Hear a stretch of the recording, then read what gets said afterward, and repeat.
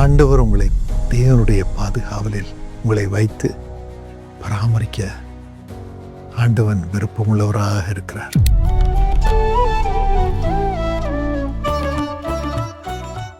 நீதிமொழிகள் 1:33 வாசித்து பாருங்கள். எனக்கு செவி கொடுக்கிறவன் எவனோ அவன் விக்கினமின்றி வாசம் பண்ணி ஆபத்துக்கு பயப்படாமல் அமைதியாயிருப்பான். அதே சமயம் விக்கினமின்றி அவன் வாசம் பண்ணுவான். எவ்வளோ பெரிய கிருபை!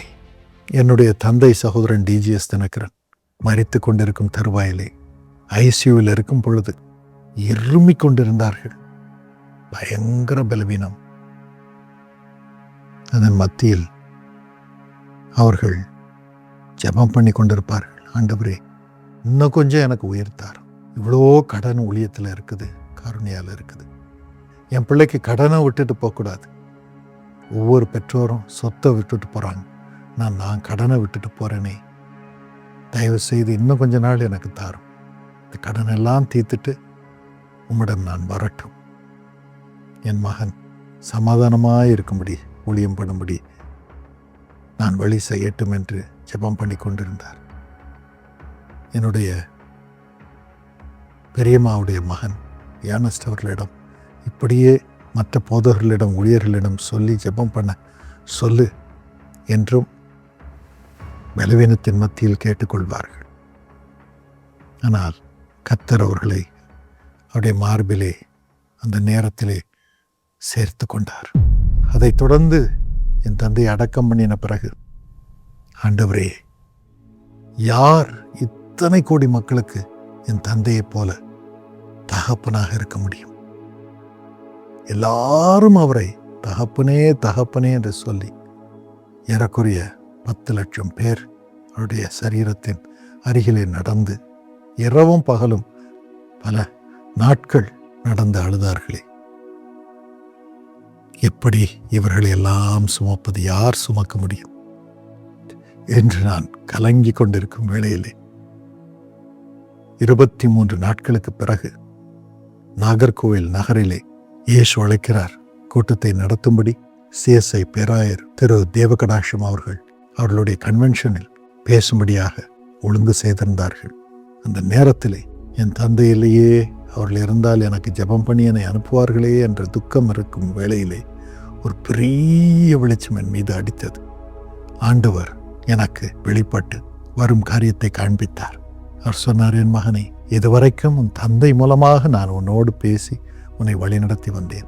இனி நானே உனக்கு தகப்பனாயிருப்பேன். நானே உனக்கு எல்லாவற்றையும் கற்றுக் கொடுப்பேன். நீ என்னுடைய ஞானத்தினால் வழி நடத்துதலினால் உன் வாழ்க்கையை நடத்து, குடும்பத்தை நடத்து, ஊழியத்தை நடத்து, எல்லாம் செழிக்கும் என்று சொன்னார். நீ யாரையும் சுமக்க வேண்டிய அவசியமில்லை. தகப்பனாய் இருக்க வேண்டிய அவசியமில்லை. இருக்கவும் முடியாது. அந்த பாரத்தை ஒரு மனுஷன் சுமக்க முடியாது. நான் சுமந்து கொள்கிறேன். நான் சொல்வதை நீ செய். மோசேக்கு ஆண்டவர் என்ன சொன்னாரோ அதே போலதான் அன்று பேசினார். அதை தொடர்ந்து பாருங்கள். இயேசு அழைக்கிறார் ஊழியத்தில்.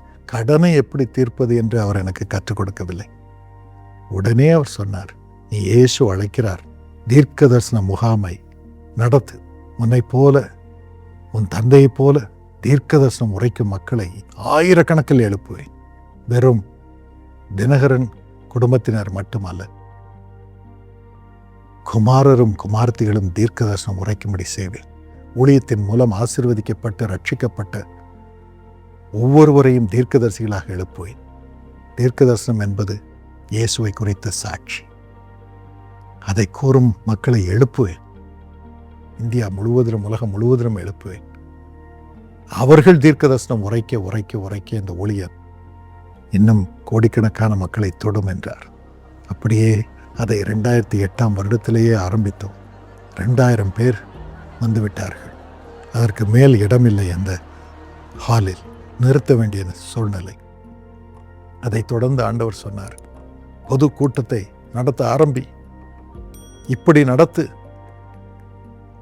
கேட்டிலே, என்ட்ரன்ஸிலே அந்த லட்சக்கணக்கான மக்கள் கூடும் அந்த மைதானத்தில் பிசாசு பிடித்தவர்கள் வரும் பொழுதே அவர்கள் கதறுவார்கள், பிசாசுகள் அலறும். அங்கே ஜெபம் பண்ணும்படி ஜெப வீரர்களை வை, அங்கு கேமராவை போடு, டெலிவிஷனில் ஜனங்கள் பார்க்கட்டும். திருச்சிலேருந்து நாங்கள் வரோம். இங்கே உள்ள வந்த உடனே அவங்களுக்கு அதில் பரிபூர்ண விடுதலை கர்த்தர் கொடுத்துருக்காரு. இன்னைக்கு நேற்று ராத்திரி ஆண்டவர் இதே இடத்துல நாங்கள் ஜெபம் பண்ணும்போது சொன்னார், எல்லா பிசாசும் உள்ளே வரும் பொழுதே தலை குனிந்து கீழே விழுந்து அலறும். வாசலிலும் உங்களில் சிலர் நிற்க வேண்டும். அந்த இடத்திலே அவர்கள் ஒவ்வொருவரையும் விடுதலை செய்து சந்தோஷமாய் உள்ளே அழைத்து கொண்டு வாருங்கள். மெடிக்கல் ரிசல்ட் எல்லாம் நார்மல், ஒண்ணுமே கிடையாது. ஆனா ஊன முடியாது. அதான் பிசாசின் கிரியை. நான் அந்த பிசாசு ஆண்டவர் இந்த இரவு நீங்கி இருக்கிறேன். அப்போல்லாம் எல்இடி ஸ்க்ரீன் கிடையாது. 16 ப்ரொஜெக்ஷன் டிவியை சேர்த்து பெரிய ஸ்க்ரீனாக ஸ்டேஜிலே வைத்தோம். ஆண்டவர் சொன்ன காரியம். இன்று எல்லா கூட்டங்களிலும் எல்இடி ஸ்க்ரீனை பார்க்கிறீர்கள். ஆனால் இந்த இயேசு அழைக்கிறார் கூட்டத்தில் தான் அது ஆரம்பமானது. என் பிள்ளைகள் சாம், ஷேரன் ஆராதனை நடத்துவார்கள். ஆவியின் நிறைவு என் மேல் வரும். நேரடியாக போய் ஜனங்களுடைய பெயர்களை அழைத்து ஆண்டவர் செய்வதை சொல்லும்படியான கிருபை பெருகிற்று. அமிர்தராஜ், கிறிஸ்டினா, கண்ணன், அரசு. ஐயா சொன்னது உண்மைதான் என்று நானே எழுந்து வளர்ந்தேன். நான் 10 வருஷம் நடக்க முடியாத ரேகா இப்பொழுது நடந்து வருகிறார்கள். Praise the Lord. தீர்க்கதரிசன வரம் பெருகிற்று. ஜனங்கள் உடனே ஓடி வருவார்கள். ஜாதி இன மத வேறுபாடு என்று சாட்சி சொல்லுவார்கள். அவர்கள் கட்டுகள், கண்ணீர், துன்பம், துக்கம் மறைந்து ஆவியின் நிறைவு மேடையிலேயே அவர்களுக்கு கிடைக்கும்படி செய்வார். இதை பார்க்கும் மக்கள் ஆண்டவருடைய பிள்ளைகளாக மறுரூபம் ஆவார்கள். வாழ்க்கை மாறும், பாவம் நீங்கும், பரிசுத்தம் வரும். அதைத் தொடர்ந்து ஆண்டவர் சொன்னார், நீ டெல்லியிலே ஜெபகோபுரத்தை நிறுவி 24 மணி நேரமும் அதிகாரத்தின் இருப்பிடத்தில் இருந்து ஜெபம் பண்ண வேண்டும் என்றார். அதைத் தொடர்ந்து எருசலேம் நகரிலே ஸ்தாபிக்க வேண்டும் என்றார். அதைத் தொடர்ந்து ஜெபகோபுரங்களை விஸ்தாரம் பண்ணு என்றார். அதைத் தொடர்ந்து காருணியாவிலே 4 வெர்டிகல்ஸ், தண்ணீர், உணவு, எனர்ஜி, ஹெல்த் கேர், ரிசர்ச்சை ஆரம்பி என்றார். ஒரு கல்லூரி ஸ்தானத்திலே அப்போதான் ஒரு யூனிவர்சிட்டியாக அது மாறின நேரம். இன்று அந்த ரிசர்ச் வளர்ந்து காருணியா A++ கேட்டகரி 1 இன்ஸ்டிடியூஷனாக தேசத்தில் உயர்ந்திருக்கும்படியாக ஆண்டவர் செய்திருக்கிறார். அதோடு கூட ஆண்டவர் சொன்னார், ஏழைகளை நீ பராமரிக்க வேண்டும். சீஷாவை இன்னும் விஸ்தாரம் பண்ணு. அப்போதான் செயல்பாடுகள் ஆரம்பித்தது. முதியோர் பராமரிப்பு இல்லம், இன்னும் பிள்ளைகள், நடக்க முடியாதவர்கள், பேச முடியாதவர்கள், மூளை பலவீனம் உள்ளவர்கள், அவர்களை ரீஹாபிலிட்டேட் பண்ணும் ரீஹாபிலிட்டேஷன் சென்டர், இன்னும் பிள்ளைகள் படிப்பிற்கான எஜுகேஷன் சென்டர்ஸ், இன்னும் வாலிபர்களுக்கான ட்ரைனிங், ஸ்கில் ட்ரைனிங் ஃபெசிலிட்டிஸ், இன்னும் வீடை இழந்தவர்களுக்கு வீடுகள், இன்னும் பெண்களுக்கான ஸ்கில் ட்ரைனிங், இதெல்லாம் ஆரம்பிக்கும்படி செய்தார். இந்தியாவின் பல பாகங்களில் ஏழைகளை பராமரிக்கும்படி செய்தார். சட்டை, உணவு, ஸ்கூல் கிட் இதெல்லாம் கொடுக்கும்படி செய்தார். மெடிக்கல் கேம்ப்ஸ் நடத்தும்படி செய்தார். இந்த மெடிக்கல் ஹாஸ்பிட்டலில் இலவசமாக டயாலிசிஸ், சிடி ஸ்கேன், இன்னும் கேன்சர் சர்ஜரிஸ் எல்லாம் காருண்யா ஹாஸ்பிட்டலிலே செயல்பட ஆரம்பித்திருக்கிறது. இலவசமாக இன்னும் ஜெரியாட்ரிக் கேர் கொடுக்கப்படுகிறது. அதே போல ஆண்டவர் மற்ற ஊழியக்காரருக்கு ஆலயங்களை கட்டி கொடுக்கும்படியாக சொன்னார். இதையெல்லாம் செய்ய ஆரம்பித்த பொழுது ஆண்டவர் அற்புதமாக ஊழியத்தின் தேவைகளை எல்லாம் சந்தித்தார். காருண்யாவை சந்தித்தார். ஜெபகோபுரங்களை பெருகச் செய்தார். கூட்டங்களிலே லட்சக்கணக்கான மக்கள் ஆசீர்வாதம் பெறும்படியாக பெருகச் செய்தார். தேசத்தை ஆளுகிறவர்கள் வாசல்களை திறந்து ஆதரவு கொடுக்கும்படி செய்தார். எல்லா கட்சியினரும் தொடர்ந்து செய்து வருகிறார். குடும்பத்தினரையும் உபயோகப்படுத்த ஆரம்பித்தார். எனக்கு அருமையானவர்களே, ஆண்டவர் கொடுக்கும் ஞானம், வழி நடத்துதல், இது 1 நாள் 2 நாள் அல்ல, தினமும் 3 மணி 4 மணிக்கு ஆண்டவர் என்னை எழுப்புகிறார். ஒவ்வொரு நாளும் அந்த நாளில் செய்ய வேண்டியதை சொல்லுவார். அதை செய்வேன். யாருக்கும் பயப்பட வேண்டிய அவசியமில்லை. எந்த மனிதனுக்கும் நாம் பதில் சொல்ல வேண்டிய அவசியமில்லை. கர்த்தருக்கு முன்பதாக நீதி, அரசாங்கத்துக்கு முன்பதாக உத்தமம். ஆண்டவர் கிருபை செய்திருக்கிறார். என்ன போராட்டங்கள், எதிர்ப்புகள் வந்தாலும் கர்த்தர் துணை நிற்க அவன் காரியத்தை நடப்பித்தார். தொடர்ந்து கிருபை செய்கிறார். எங்களுக்காக ஜெபிக்கும் மக்கள் எத்தனை ஆயிரம், இரக்கமாக அவர்களை எழுப்பியிருக்கிறார். கூட உழைக்கும் மக்கள் எத்தனை ஆயிரம், முழு நேரமாக, இன்னும் வாலண்டரியாக எத்தனை ஆயிரம். இவர்களுக்காக ஆண்டவரை ஸ்தோத்திரிக்கிறேன். இதெல்லாவற்றிலும் நிறைவான பலனை கர்த்தர் கொடுத்து வருகிறார். உங்களையும் அப்படியே ஆண்டவர் எங்களுக்கு ஈவாக கொடுத்திருக்கிறார். நன்றி. உங்களுக்கும் ஆண்டவர் இதே ஞானத்தை, வழிநடத்துதலை ஒவ்வொரு நாள் காலையிலும் கொடுத்து விக்கிரமின்றி நீங்கள் வாசம் பண்ணும்படி, ஆபத்துக்கு பயப்படாமல் அமைதியாக இருந்து அவருடைய தீர்மானத்தை நிறைவேற்றி உயர்ந்திருக்கும்படி, தேசத்திலே வாழ்ந்திருக்கும்படி அருள் புரிவாராக. ஏசப்பா, ஒவ்வொரு நாளும் என்னோடு பேசி என்னை வழிநடத்தி வந்திருக்கிறீர்.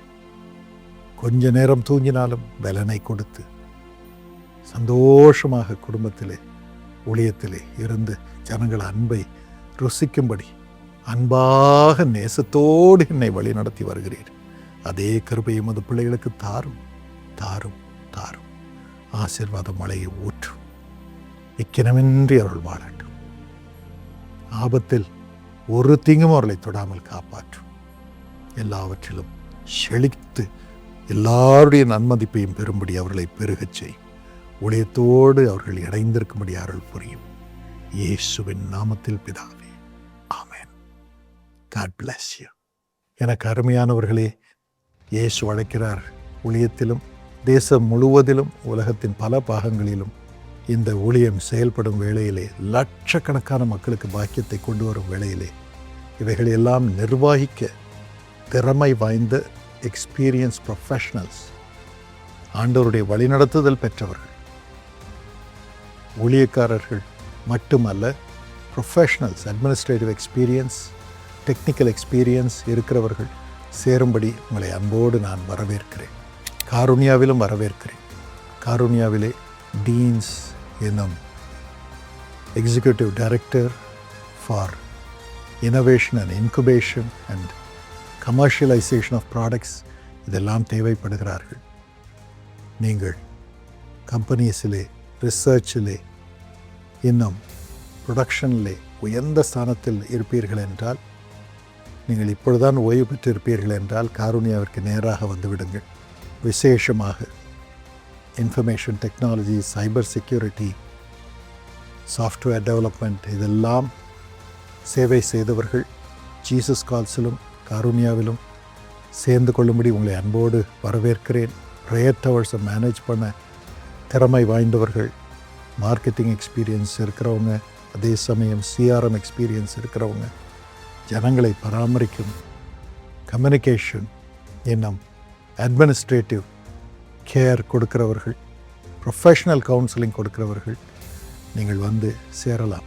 லீகல் எக்ஸ்பர்ட்ஸ் இன்னும் மீடியா ப்ரொஃபஷ்னல்ஸ் அதிகமாக தேவைப்படுகிறார்கள். டிஜிட்டல் மார்க்கெட்டிங், இளம் வயதில் இருந்தாலும் சரி, எக்ஸ்பீரியன்ஸ் பீப்புளாக இருந்தாலும் சரி, வாருங்கள். நீங்கள் சம்பளம் பெறுவதோடு ஆண்டவருடைய சித்தத்தையும் நிறைவேற்றும்படியாக உயர்ந்த ஸ்தானங்களில் ப்ரொஃபஷ்னல் என்வாரன்மெண்ட்டில் செயல்படும்படி உங்களை அன்போடு நான் வேண்டிக் கொள்கிறேன், வரவேற்கிறேன். சீஷாவிலும் அதே போல் எங்களுக்கு தேவைகள் உண்டு. எங்களுடைய வெப்சைட்டை பாருங்கள். அதில் கேரியர்ஸ் பேஜுக்கு போய் நீங்கள் அப்ளை பண்ணுங்கள். விரைவில் உங்களை சேர்த்து கொண்டு ஏற்ற வகையிலே உங்களை சேவையிலே அமர்த்தி நாம் சேர்ந்து லட்சக்கணக்கான மக்களுக்கு பாக்கியத்தை பெறும்படி ஒரு ப்ரொஃபஷ்னல் என்வாயரன்மெண்ட்டில் நீங்கள் சேவை செய்யும்படி உங்களை அன்போடு நான் கேட்டுக்கொள்கிறேன். God will bless you richly.